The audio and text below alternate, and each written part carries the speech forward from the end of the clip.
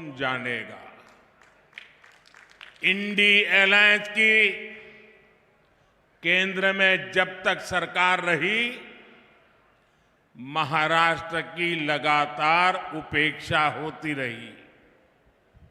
जब ये INDI alliance वाले ढेर सारी साजिशें करके जनादेश लूटकर राज्य की सत्ता में पहुंचे, तो भी इन्होंने सिर्फ और सिर्फ खुद का ही विकास किया, परिवार का ही विकास किया। किसका कितना हिस्सा होगा, कौन सा ठेका किसको मिलेगा, मलाईदार पोस्ट किसके खाते में कितनी आएगी, ये पूरे महाराष्ट्र का भविष्य इन्होंने अपनी इसी हिसाब किताब के भेंट चढ़ा दिया था। महाराष्ट्र के विकास से जुड़ा कोई भी प्रोजेक्ट देखते ही ये कहते थे, कमीशन लाओ या काम पर ब्रेक लगाओ। जब यहां पर नए एयरपोर्ट की बात आई, इंडी अलायंस वालों ने कहा, कमीशन लाओ या काम पर ब्रेक लगाओ। इन लोगों ने जलयुक्त शिवार योजना बंद कर दी। बलिराजा जल संजीवनी योजना, जो विदर्भ और मराठवाड़ा में सिंचाई के लिए थी, उसे भी इंडी गठबंधन वालों ने ठप कर दिया था। विदर्भ के विकास के लिए मैंने जिस समृद्धि महामार्ग का लोकार्पण किया, उसका भी इन लोगों ने विरोध किया था। इन लोगों ने मराठवाड़ की वाटर ग्रिड योजना बंद कर दी, कोंकण में रिफाइनरी प्रोजेक्ट रोक दिया, मुंबई मेट्रो का काम रोक दिया था। यहां तक कि पीएम आवास के लिए केंद्र से पैसा आने के बावजूद इन्होंने गरीबों को घर देना बंद कर दिया था। इनका लक्ष्य एक ही था, कमीशन लाओ या काम पर ब्रेक लगाओ। भाइयों और बहनों, हमारी सरकार ने महाराष्ट्र और विदर्भ के विकास के लिए इन सभी योजनाओं को फिर से शुरू किया है। मुख्यमंत्री एकनाथ जी शिंदे, उप मुख्यमंत्री देवेंद्र फडणवीस जी और अजीत पवार जी के साथ पूरी सरकार दिन रात काम कर रही है। विकास के बड़े काम तेजी से पूरे हो रहे हैं, और जब नीयत सही होती है तो नतीजे भी सही होते हैं। इसलिए साथियों, आज देश का दलित, पिछड़ा, आदिवासी और गरीब मोदी सरकार को अपनी सरकार मानता है, अपनापन महसूस करता है। मोदी किसी शाही परिवार में पैदा होकर प्रधानमंत्री नहीं बना। मोदी एक गरीब परिवार में जन्म लेकर, आपके बीच रहकर यहां तक आपने पहुंचाया है। और इसलिए मुझे पता है, जिन करोड़ों देशवासियों के पास अपना घर नहीं था, उनमें ज्यादातर दलित, पिछड़ा, आदिवासी ही थे। ये दलित, वंचित, आदिवासी ही थे जिनकी बस्तियों में पीने को पानी नहीं था, बिजली नहीं, सड़कें नहीं। इसी समाज के बच्चों को शिक्षा के अभाव से सबसे ज्यादा जूझना पड़ता था। साथियों, इसलिए मोदी ने गारंटी दी थी कि हमारी सरकार दलित, आदिवासी और पिछड़ा परिवारों का जीवन बदलने के लिए काम करेगी। मोदी ने वंचित वर्ग के हालातों को बदलने के लिए निरंतर मेहनत की है। देश में जिन 4 करोड़ गरीबों को पीएम आवास मिले हैं, उनमें सबसे ज्यादा इसी वर्ग के लोग हैं। हमने जिन 10 करोड़ से ज्यादा परिवारों को मुफ्त उज्ज्वला सिलेंडर दिया। वो कौन है? वो अधिकांश इसी वर्ग के लोग हैं। हमने वंचित वर्ग के हर परिवार के घर में शौचालय बनवाया है। आज हम 80 करोड़ से ज्यादा जरूरतमंदों को मुफ्त राशन दे रहे हैं। इसमें हमारे दलित, आदिवासी और पिछड़ा ही सबसे ज्यादा है। आपको पीछे मुड़कर देखने की जरूरत नहीं है। आप खुद का लगाओगे भी तो भी दिखाई नहीं देगा। आखिर तक लोग खड़े हैं। यहां कुछ लोगों को मन करता है जरा देखे पीछे कितने लोग हैं। जहां मेरी नजर पहुंचती है मुझे लोग ही लोग नजर आ रहे हैं, और इसलिए आप लोग पीछे मुड़कर नहीं देखोगे तो चलेगा। आज 50 करोड़ से ज्यादा गरीबों को 5 लाख रुपए तक का मुफ्त इलाज मिल रहा है। आज जिन 11 करोड़ किसानों के खाते में किसान सम्मान निधि का पैसा जा रहा है, वो छोटे और कमजोर किसान ही है। आज हमारे दलित, वंचित, पिछड़ा और आदिवासी समाज के लोग सिर उठाकर जिंदगी जी रहे हैं। ये सब कुछ हो रहा है तो इसका श्रेय किसको जाता है? इसका श्रेय किसको जाता है? इतनी प्रगति हो रही है, श्रेय किसको जाता है? देश गरीब से गरीब व्यक्ति का भला कर रहा है, इसका श्रेय किसको जाता है? आपका जवाब गलत है। ये मोदी के कारण नहीं, ये सब आपके एक वोट की ताकत ने किया है। आपने मोदी को आशीर्वाद दिया है और इसलिए ये जो पुण्य कार्य है उसके आप भी उतने ही हकदार हैं।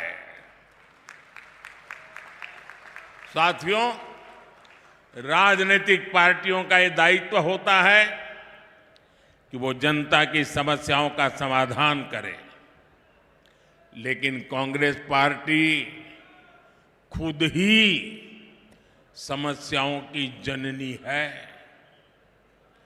आप आजादी के बाद से गिनना शुरू करिए।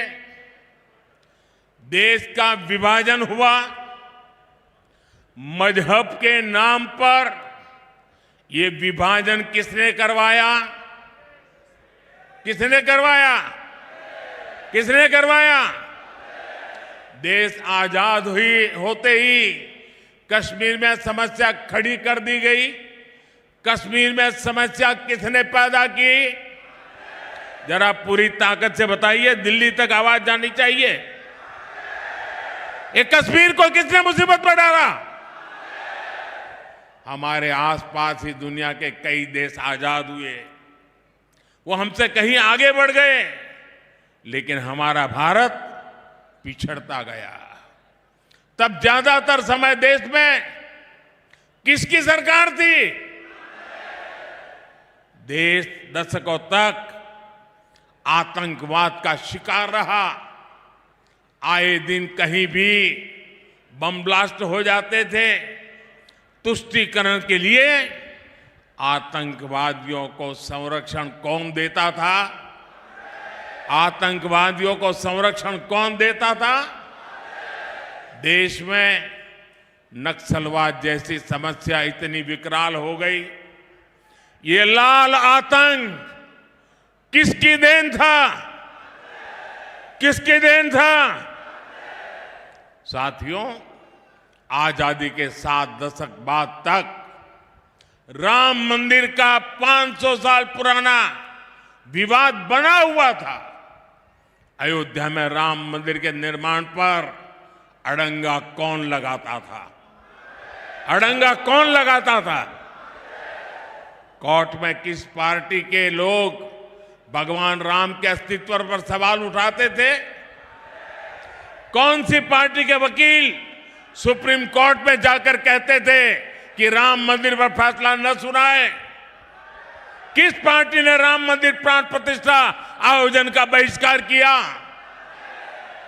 किस पार्टी ने दशकों तक बाबा साहब आंबेडकर को भारत रत्न नहीं मिलने दिया?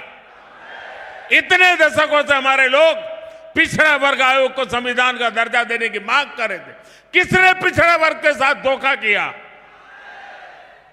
हर बात का जवाब एक ही है।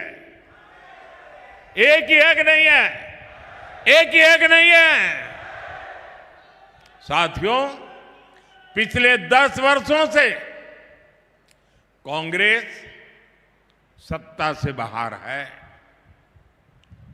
आपने एनडीए को पूर्ण बहुमत दिया। हमने देश की बड़ी बड़ी समस्याओं का स्थायी इलाज किया है। आज महाराष्ट्र ही नहीं बल्कि पूरे देश में नक्सलवाद कमजोर पड़ गया है। जो गढ़चिरौली नक्सली हिंसा के लिए जाना जाता था, अब उसकी चर्चा विकास और स्टील कंपनी के लिए हो रही है। हमारा गढ़चिरौली अब फौलाद सिटी बनने जा रहा है। भाइयों बहनों, हमारे यहां मराठी में एक कहावत होती है, कडू कारले तुपात तळले साखरेत गोळले तरी कडू ते कडूच। यानी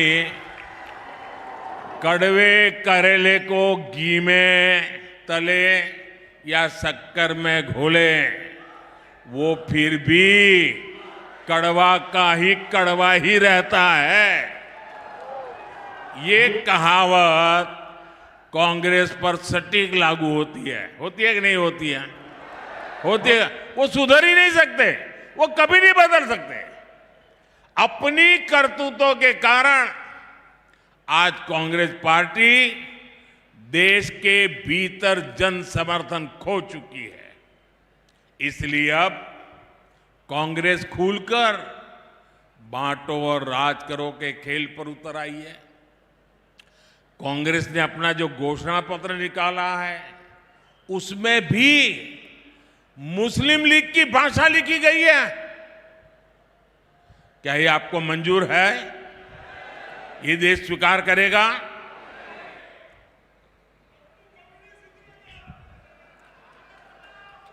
इनके सांसद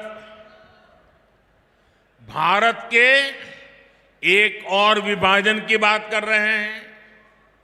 इंडिया अलायंस के लोग दक्षिण भारत को अलग करने की धमकी दे रहे हैं।